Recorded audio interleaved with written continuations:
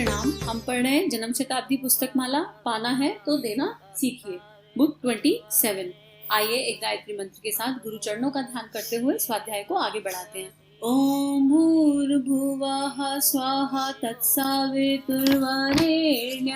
भर्गो देवस्य धीमहि धियो यो नः प्रचोदयात्। परम पूज्य गुरुदेव हमें समझा रहे थे कि अगर हमें कुछ चाहिए तो हमें पहले देना सीखना पड़ेगा और बिना दिए इस संसार में कुछ भी संभव नहीं है। भगवान भी उसे देता है जिसकी पात्रता है, और पात्रता का पूरा डिटेल अर्थ गुरुदेव ने हमें समझाया। अब जैसे फर्स्ट क्लास का बच्चा है तो उसको 10th क्लास की पढ़ाई नहीं दी जा सकती, तो अगर हमारी क्षमता ही नहीं है 5000 वॉट का करंट उठाने की, तो हमको कैसे दिया जाएगा वो करंट। हमें अनुदान वरदान भी उसी हिसाब से मिलते हैं, और हमारे खाते में क्या है। तो इसके गुरुदेव अलग अलग एग्जाम्पल दे रहे थे। जैसे गुरुदेव ने बादल का एग्जाम्पल दिया, जमाई का एग्जाम्पल दिया। आगे गुरुदेव लिख रहे हैं, रामकृष्ण परमहंस ने विवेकानंद को अनुग्रह दिया था। मांगने वाले तो हजारों आदमी उनके पास आते थे और अपनी छोटी मोटी जरूरतें पूरा करके भाग खड़े होते थे, लेकिन वह जो देना चाहते थे वह केवल उनने विवेकानंद को ही दिया, क्योंकि उनके अंदर पात्रता का अंश पाया। इसलिए अपनी आध्यात्मिक संपदा उन्हीं के सुपुर्द कर दी। माता समझती है कि बच्चे को कितना दूध चाहिए, वह उसी के अनुरूप उसे देती है। माता उसकी पात्रता को समझती है। स्वामी रामकृष्ण ठाकुर रामकृष्ण परमहंस का एग्जाम्पल तो बहुत ही सुंदर है यहाँ पर, क्योंकि विवेकानंद जी का समर्पण की पराकाष्ठा है। विवेकानंद जी के समर्पण की अगर बात करें तो एक ऐसा भी एग्जाम्पल आता है कि जब ठाकुर को लास्ट में कैंसर हुआ था और वो बोल नहीं पाते थे और उनको उल्टियां होती थी, वॉमिटिंग होती थी, तो इसको हे की दृष्टि से नहीं, इसको अगर शिष्यत्व की दृष्टि से देखेंगे तो समझ में आएगा। तो बाकी सारे शिष्य उनकी देख रेख में एक बार बाकी सारे शिष्यों के मन में कुछ तो लोअर इमोशन आ गया देख के, गंदगी को देख के।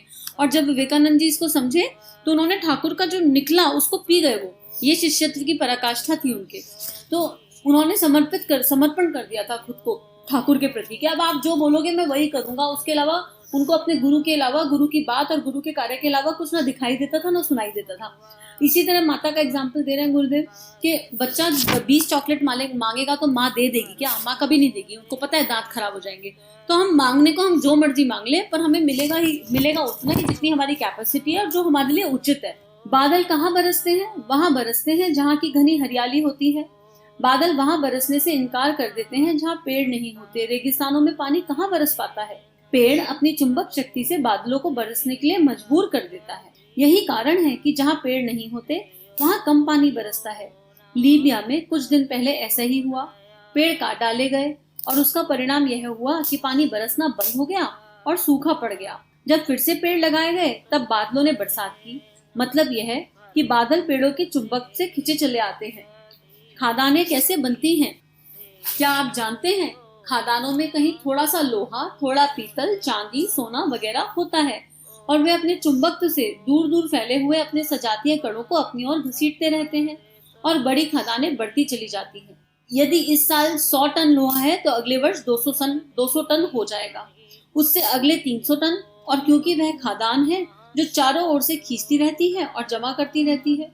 तो अब गुरुदेव ने बहुत सुंदर एग्जाम्पल दिया। यहाँ सजातीय तत्वों को खींचने की बात जो कह रहे हैं गुरुदेव, हम यूनिवर्स में जो डालेंगे वही लौट कर आएगा। तो जो मेरा चिंतन मनन होगा, जो मेरी सोच होगी, उसी तरह के विचार यूनिवर्स से मेरे आसपास खींचे चले आएंगे। तो अगर मैं ये सोच लूं कि मैं दैवीय हूँ, मैं परमात्मा के अनुदान वरदान पाती हूँ, मुझे मिलते हैं, या मेरे ऊपर कृपा है, या मेरे अंदर का शिष्यत्व जागृत है, मेरा आत्मबल जागृत है, जो भी आप इसे एफर्मेशन का साइंस भी कह सकते हो, लेकिन इसको अंतःकरण से अनुभव करके, खाली वाणी से नहीं बोलना, दिल की आवाज होनी चाहिए, दिल से वो पुकार निकलनी चाहिए।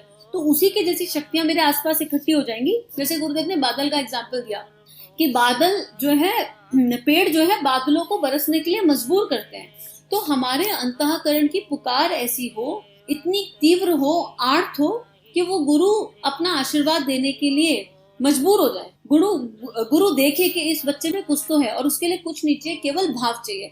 विवेकानंद जी ने कहा मुझे कुछ आता ही नहीं है, बस इतनी बात बोली कि बस आप जो कराओगे वो मैं कर लूंगा, और यही एक पात्रता थी। और उन्होंने ठाकुर कितना भी डिफिकल्ट काम दे, विवेकानंद जी ने कभी ये नहीं कहा कि मुझसे नहीं होगा। तो अपने आप को हम दीनहीन ना जाने, दीनहीन ना माने। जब समर्पित कर दिया तो ये मान ले कि जो भी कार्य आ रहा है वो परमात्मा का, हमारे गुरु का दिया हुआ है, हम वो कर सकते हैं, हमारे अंदर वो क्षमता है।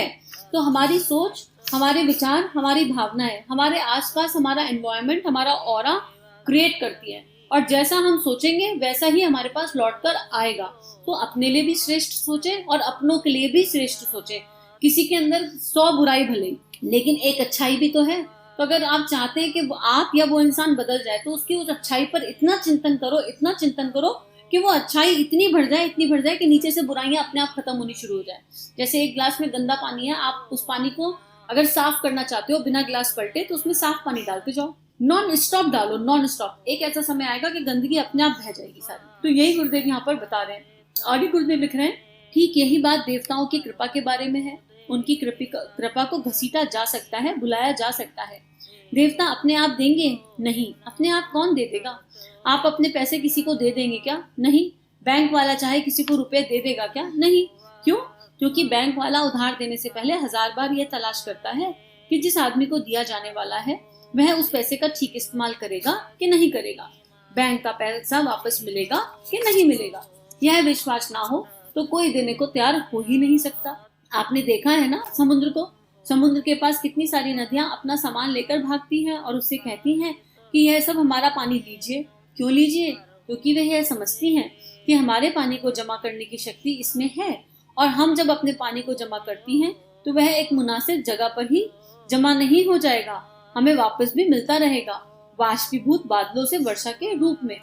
नदियों के तरीके से दैवीय शक्तियां भी देती तो हैं, पर हर एक को नहीं दे सकती। आप यह भूल मत जाइए कि जो भी कोई मांगेगा देवता उसी को दे देंगे, जो नारियल चढ़ा देगा उसी को दे देंगे, 1100 जप कर देगा तो उसको दे देंगे, पाठ कर लेगा तो उसको दे देंगे। इस तरह बरगलाने और फुसलाने से आप देवता के अनुग्रह प्राप्त नहीं कर सकते। कपड़े के तरीके से, कलेवर के तरीके से क्रियाएं आवश्यक तो हैं, क्रियाएं आवश्यक हैं, लेकिन आवश्यक है चाकू के तरीके से। लेकिन सामान तो आपके पास हो, चाकू से कैसे काटेंगे कर्म को? इसलिए केवल क्रियाएं बहुत थोड़ा सा ही काम करती हैं। जो कर्मकांड आप करते हैं, जब आप करते हैं और क्रिया से करते हैं, यह है तो महत्वपूर्ण और जरूरी भी। लेकिन आप यह ख्याल मत कीजिए कि केवल जप करने से या अन्न कम खाने से आप कोई लंबे चौड़े फायदे उठा सकेंगे। आपको अपनी मन स्थिति को जरूर बदलना पड़ेगा। फूल जब खिलता है तब आपने देखा होगा कि उसके ऊपर कितने भौरे आकर बैठ जाते हैं, कितनी तितलियां और शहद की मधुमक्खियों के गुच्छे मंडराने लगते हैं। कब आते हैं? जब फूल खिलता है। फूल के तरीके से अगर आप अपने जीवन को खिला सकते हो, अपनी पात्रता को विकसित कर सकते हो, अपनी मन स्थिति में हेरफेर कर सकते हो, तो हम आपको यकीन दिला सकते हैं कि देवताओं के अनुग्रह आपको जरूर मिलेंगे, जो आप यहाँ प्राप्त करने आए हैं। बहुत ही सुंदर गजब का स्वाध्याय है, क्योंकि गुरुदेव यहाँ पर हमारे भीतर की शक्ति को जगा रहे हैं। क्या कह रहे हैं गुरुदेव? गुरुदेव ये कह रहे हैं कि सब कुछ प्राप्त हो सकता है, लेकिन बैठे बैठे लॉलीपॉप टॉफी मांगने से कुछ प्राप्त नहीं होगा। हम जितना मर्जी कर्मकांड कर लें, जितना मर्जी जब तक कर लें, जब तक हमारी भावनाओं का परिशोधन नहीं होगा, हमारा इनर ट्रांसफॉर्मेशन नहीं होगा, वही जो कायाकल्प में गुरुदेव ने समझाया, जब तक आत्मिक यात्रा का वो ट्रांसफॉर्मेशन नहीं होगा, तब तक हम कुछ भी कर लें, जो हम मांगने बैठे हैं हमें नहीं मिलेगा।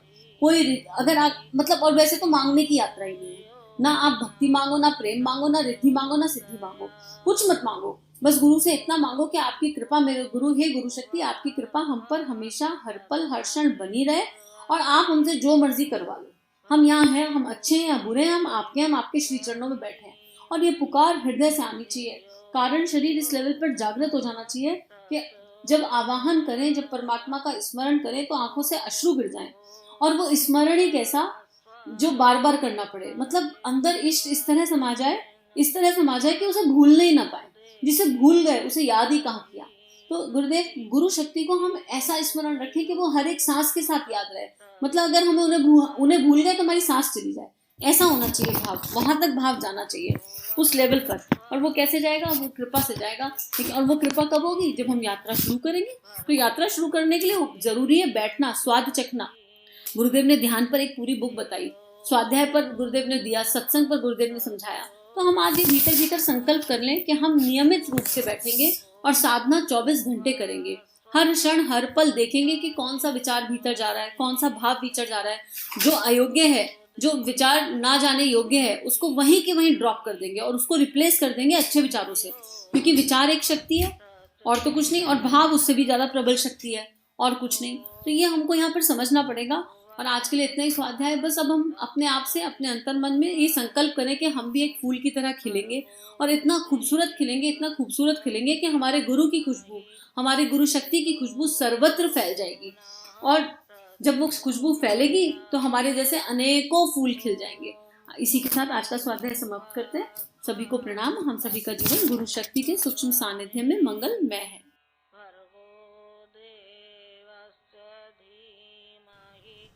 हमारे YouTube चैनल को सब्सक्राइब कीजिए और बेल आइकन पर क्लिक कीजिए ताकि आने वाली सभी वीडियो की नोटिफिकेशन आपको मिलती रहे। आप सभी को बहुत बहुत थैंक यू।